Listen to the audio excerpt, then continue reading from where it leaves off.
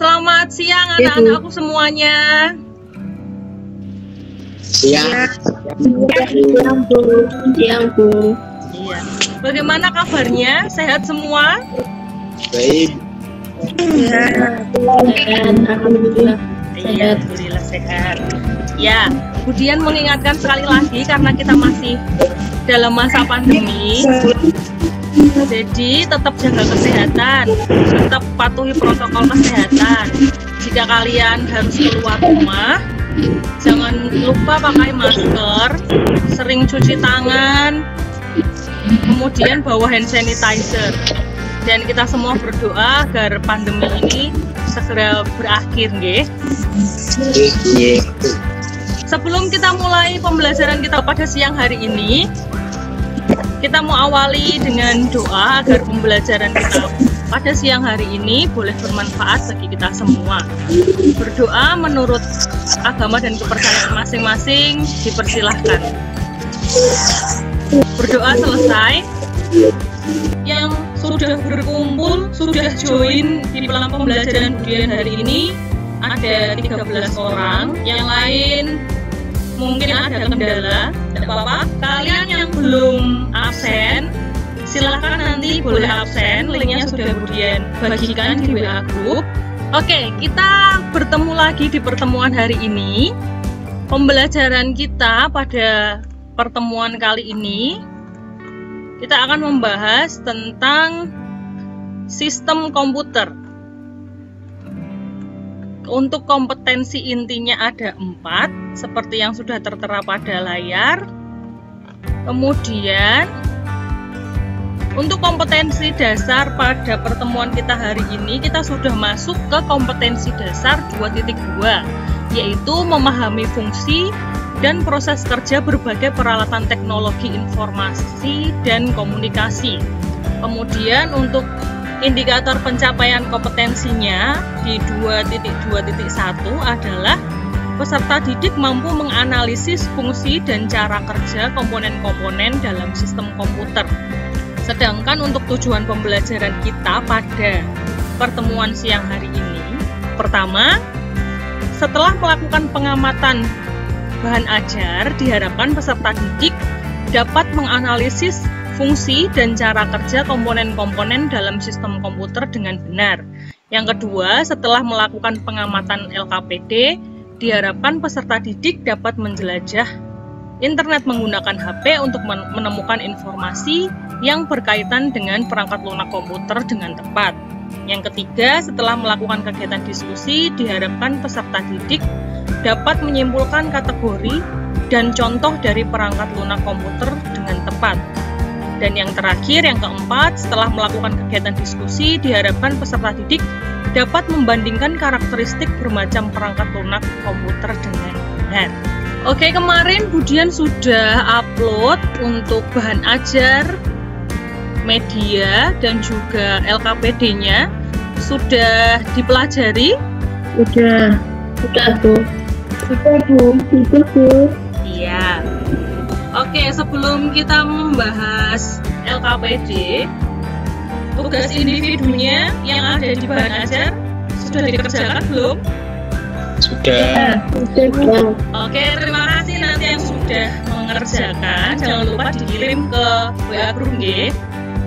Nggih, Bu. Iya. Iya, Bu. Oke, kemudian akan ulas sedikit tentang materi kita sebelum kalian nanti akan masuk untuk mengerjakan LKPD untuk diskusi kelompok. Materi kita tentang sistem komputer siang ini kemudian bagi menjadi 2 kelompok besar. Yang pertama adalah membahas komponen sistem komputer, dan yang kedua membahas tentang pengelompokan komponen sistem komputer. Nah, untuk yang pertama, komponen sistem komputer, secara garis besar komponen sistem komputer dibagi menjadi 3, yaitu hardware, software, dan brainware. Di mana sudah kalian pelajari kemarin di bahan ajar, kalau hardware itu adalah Perangkat keras. ya. Oke, hardware itu perangkat keras. Kemudian ada software. Software itu apa? Perangkat lunak. Perangkat lunak. Dan yang terakhir brainware itu secara gampangnya istilah brainware itu bisa disebut juga dengan pengguna atau istilah kerennya user ya. Untuk hardware sendiri bisa dibagi lagi menjadi 3, yaitu input unit, processing unit, dan output unit. Input berarti alat untuk masukan, jadi berbagai alat yang berhubungan dengan komputer yang digunakan untuk memasukkan data atau menginput data. Seperti yang tertera pada gambar, ada keyboard, ada mouse, ada mikrofon, ada webcam, scanner, dan lain-lain. Kalau keyboard berarti untuk menginput data berupa perintah huruf kan yang diketikkan. Kalau mouse berarti perintah berupa pengklikan tombol. Kalau kamera berarti berupa gambar, kalau mikrofon berarti berupa suara, dan seterusnya ya. Kemudian untuk processing unit adalah perangkat untuk memproses data atau memproses perintah. Jadi apa yang sudah di input melalui input unit ini akan diproses ke dalam perangkat processing unit yang di dalamnya ada control unit, ada arithmetic logic unit, dan juga ada memory unit. Kemudian untuk output unit adalah perangkat keluaran. Jadi data yang masuk ke input unit kemudian diproses di processing unit akan dikeluarkan melalui output unit. Output unit ada bermacam-macam seperti speaker, berarti keluarannya berupa suara. Kalau monitor berarti keluarannya bisa gambar, bisa tulisan. Kemudian ada printer, keluarannya berarti berupa dokumen tercetak. Ya, kalau headphone berarti sama seperti speaker, keluarannya adalah suara. Selanjutnya untuk komponen sistem komputer yang kedua ada software. Software itu sendiri bisa dibagi menjadi 2. Yang pertama ada sistem operasi atau operating system. Yang kedua adalah sistem aplikasi atau application system.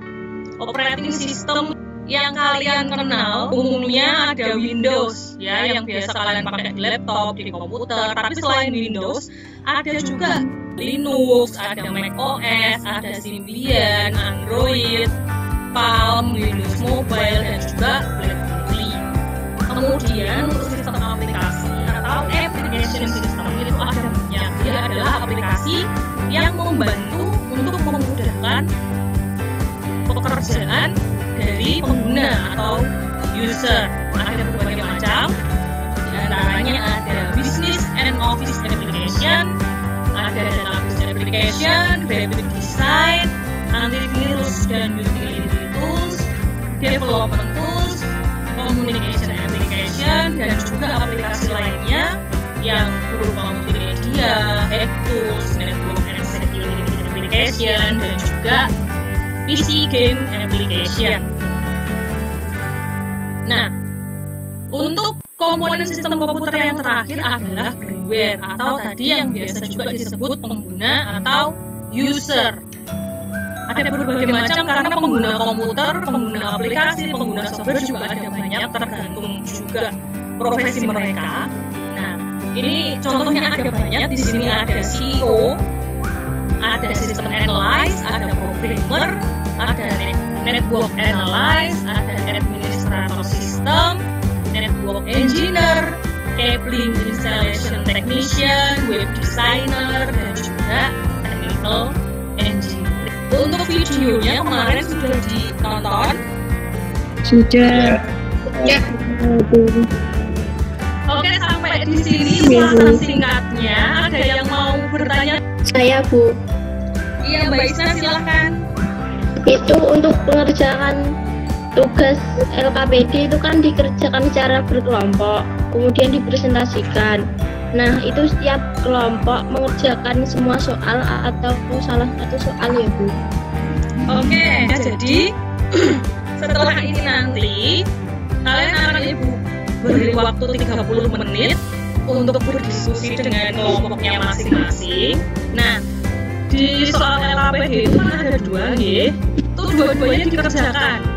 Nanti untuk presentasi terserah kalian boleh mau pilih ingin mempresentasikan yang mana begitu. Tapi untuk pengerjaannya semuanya dikerjakan, nggih? Ibu. Ibu. Ya, ada pertanyaan lagi? Tidak. Oke, kalau tidak ada, Budian akan beri waktu 30 menit untuk berdiskusi dengan kelompok masing-masing. Setelah ini kita akan kembali bertemu di meeting ini ya. Siap. Ya, Bu. Ya, Bu.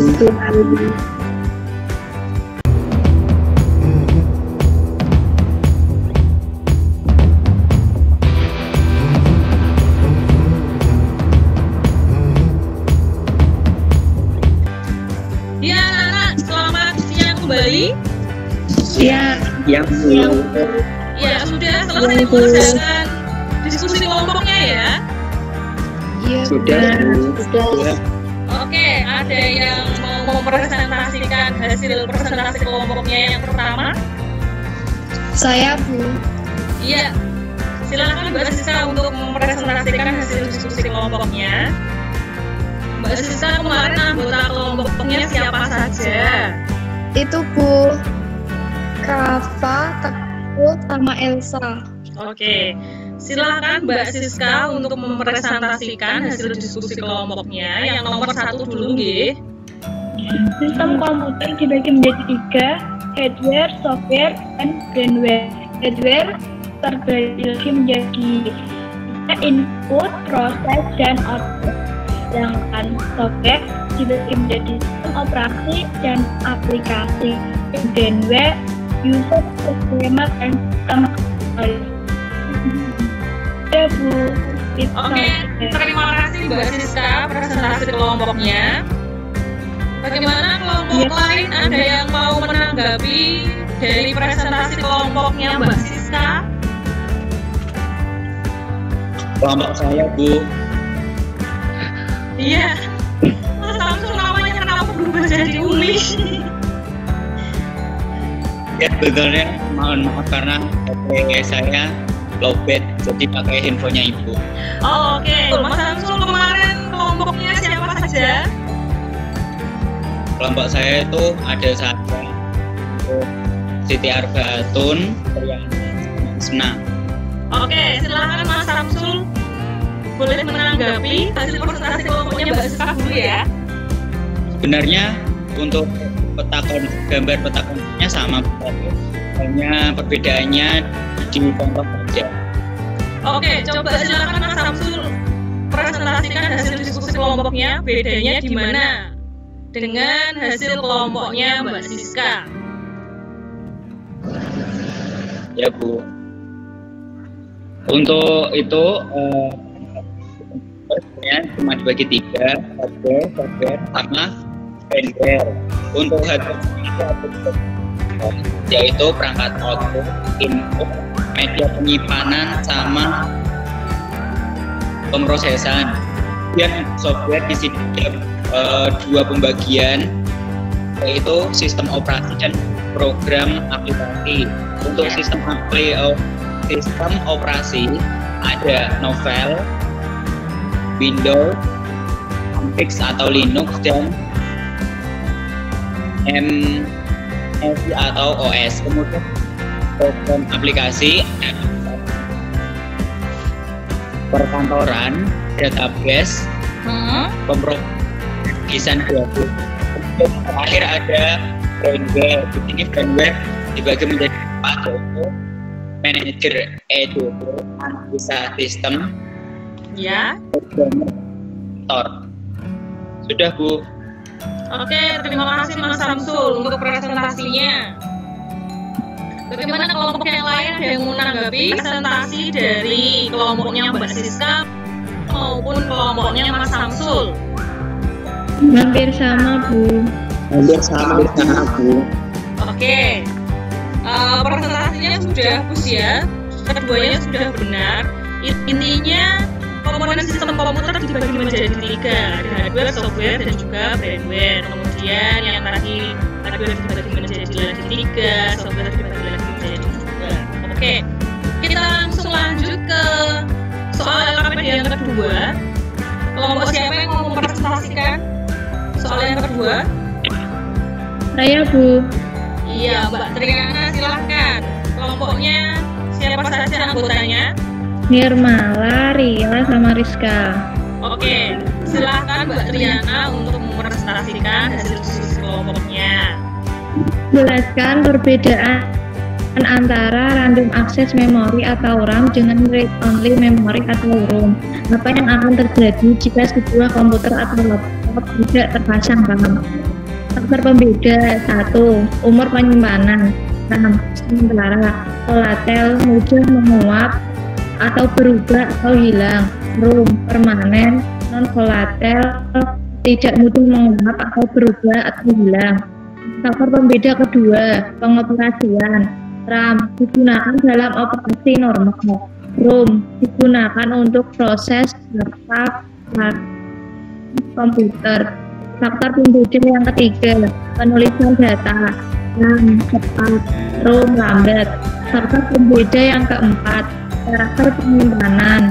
RAM identik dengan memori utama perangkat yang tersedia untuk menjalankan program. ROM tempat untuk menyimpan data internal yang juga bisa untuk menjalankan sistem operasi dan sistem lainnya. Apa yang akan terjadi jika sebuah laptop tidak dipasang RAM? Komputer atau laptop tidak terfungsi dengan baik karena berfungsinya untuk menyimpan perintah secara sementara yang bekerja pada laptop dan komputer. Sekian presentasi dari kelompok ini. Oke, terima kasih Mbak Triana presentasi hasil diskusi kelompoknya. Kelompok lain ada yang mau menanggapi presentasi dari kelompoknya Mbak Triana? Saya Bu, kurang lebih sama Bu. Oh iya, terima kasih Mas Rafa.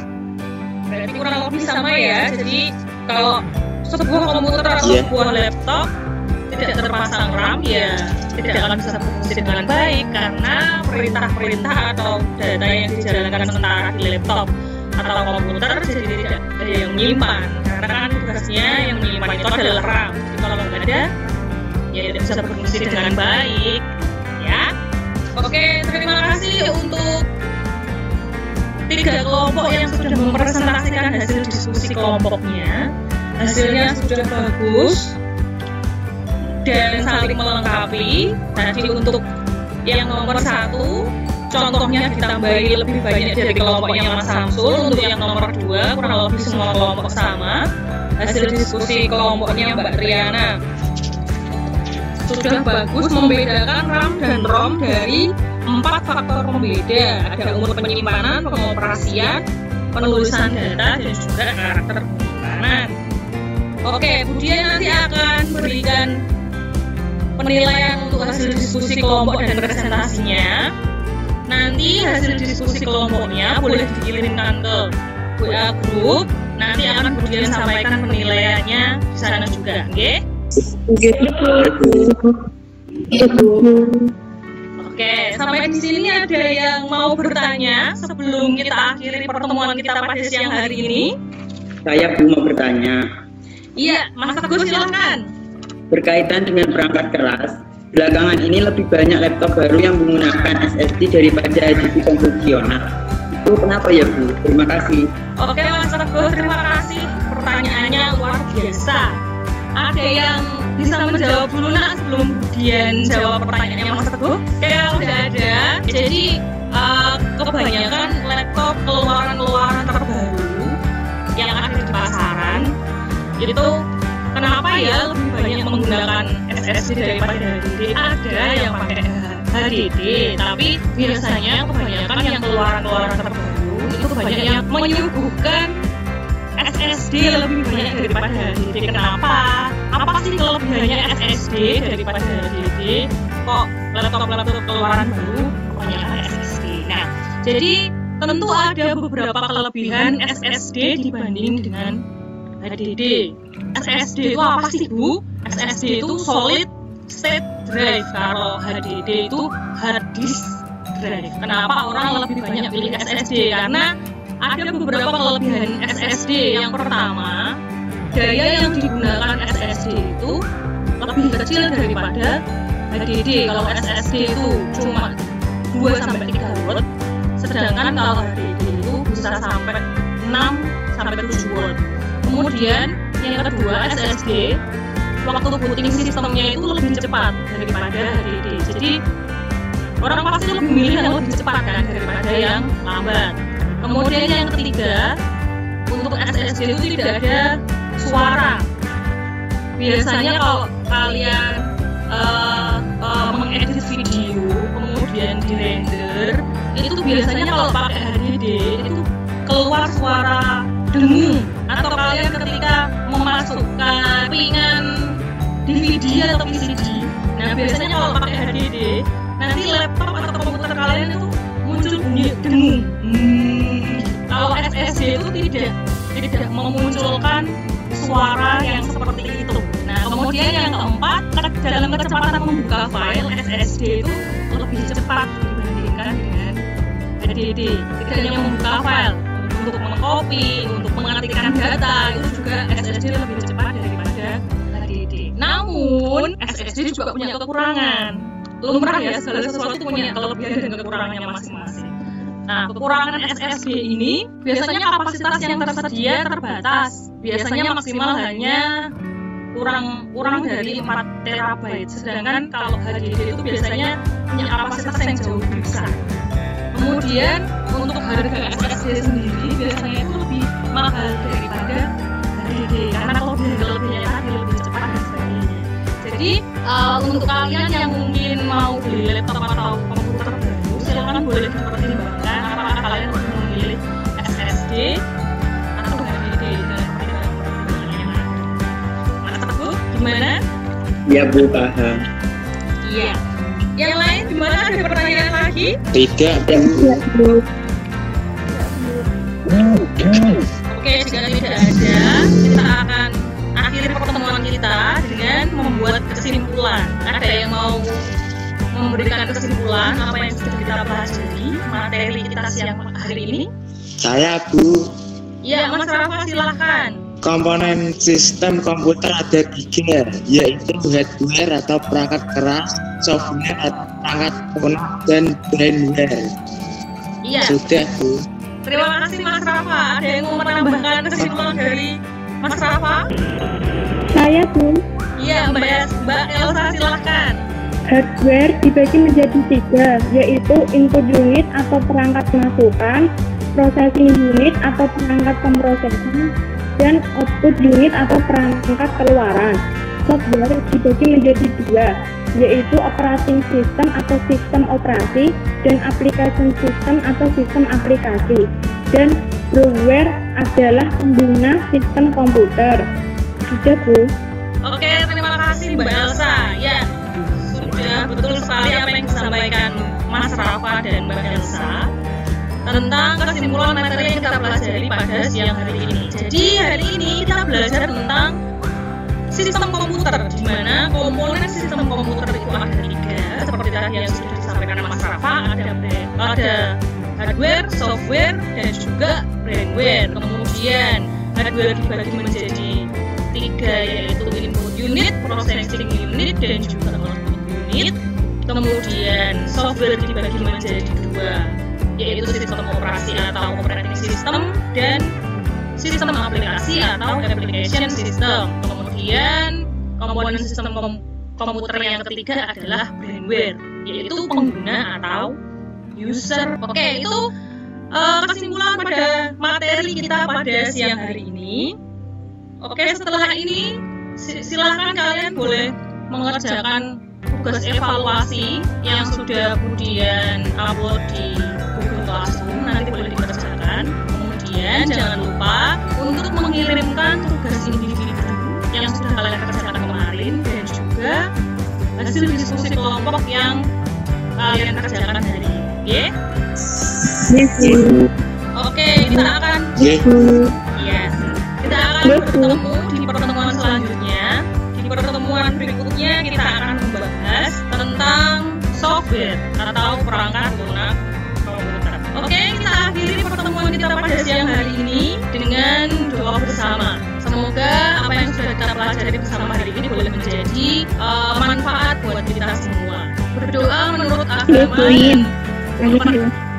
Berdoa menurut agama dan kepercayaan masing-masing dipersilahkan. Berdoa selesai. Ya, terima kasih untuk anak-anak yang sudah join di pembelajaran hari ini. Sampai ketemu lagi di pertemuan berikutnya. Selamat siang anak-anak. Selamat siang. Siang, Bu. Siang.